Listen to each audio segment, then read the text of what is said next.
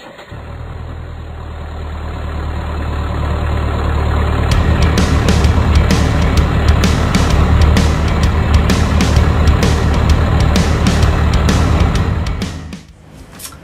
I'm Dave Brenner. I play guitar for Theory of a Deadman, and I use SIT strings on my guitars.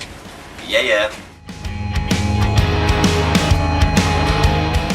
I do come from a bit of a musical family. My dad was always into playing guitar.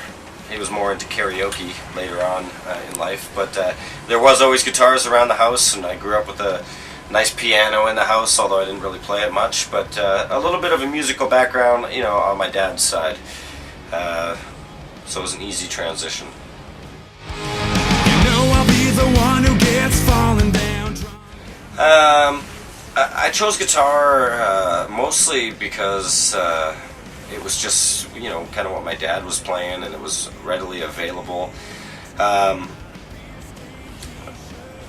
I decided to start playing mostly because I got into this band called Alice in Chains, and I just wanted to know how to play the songs that I was hearing on the CDs, so I started learning guitar by just playing Alice in Chains songs.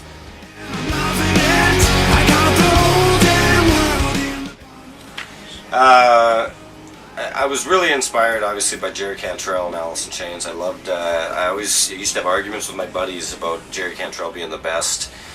Even if it was like he wasn't the best shredder, he was still, like, in my mind, the guy that like had the most emotion in his music and the way he wrote and stuff like that. So I was huge into Jerry Cantrell. I'd still say to this day, you know, he's still out there doing stuff, so he's still one of my major influences. But you know, I guess I'm just influenced by my love for playing music live, and getting out there and doing it every day. So.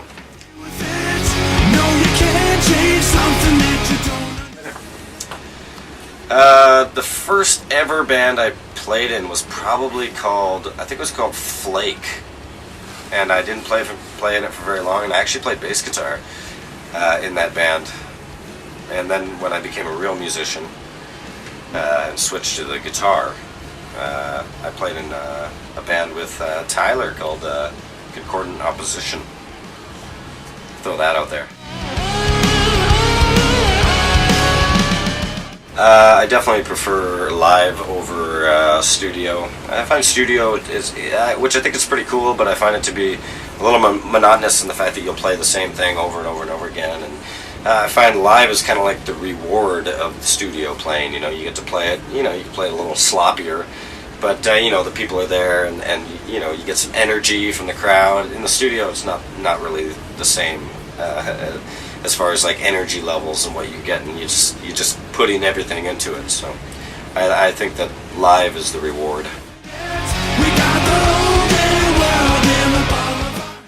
I just leave the business to Tyler, and yeah, what a surprise! And then I don't have to then I don't have to worry about it. I don't know. I think that the whole business side, it especially got to me after the first record, and I decided that it was important to not take it too seriously, and to be able to, you know, separate yourself from the business side, because the business will wear you down, I think, a lot quicker than the music side of it will, the touring and everything. So it's still a tough balance, I think, but.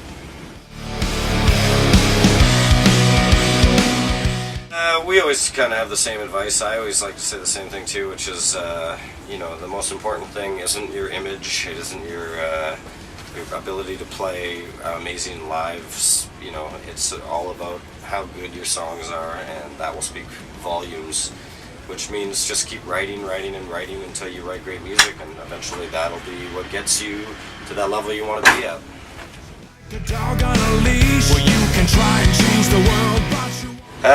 Mostly I had no idea what SIT strings was, and a good friend of mine, Hoogie, suggested I give them a try.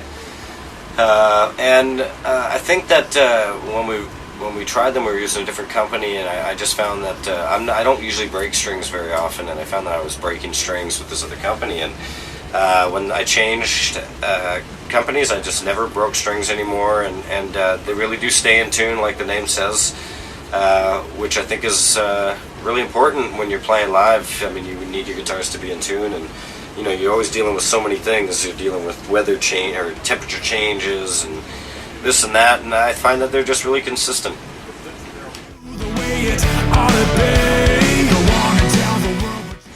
I guess what compliments me is what I'm using, which is the power wounds. I don't know that I could really tell much difference. I leave that stuff up to my technical assistant, who knows what's better for me than I do. But I do like the way that they sound and the way that they feel, and that's the power wounds. Acoustic, I'm actually been experimenting with a couple different ones. I actually had SIT send me out some different gauges and different kinds of acoustic strings, and I think that what I have been using is the bronze phosphor wounds, and I like those. I like all of them, really. They've all been pretty good for me, but that's what I've been using recently.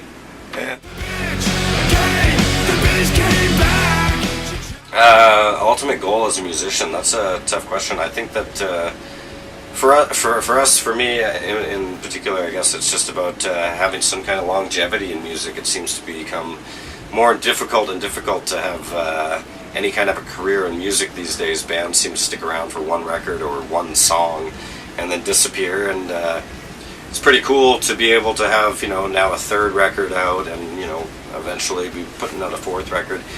So I think longevity is the main goal, and we've accomplished so many of our other goals up until this point, so we just work hard and hope that we can stick around for a long time. Thought she was a goner,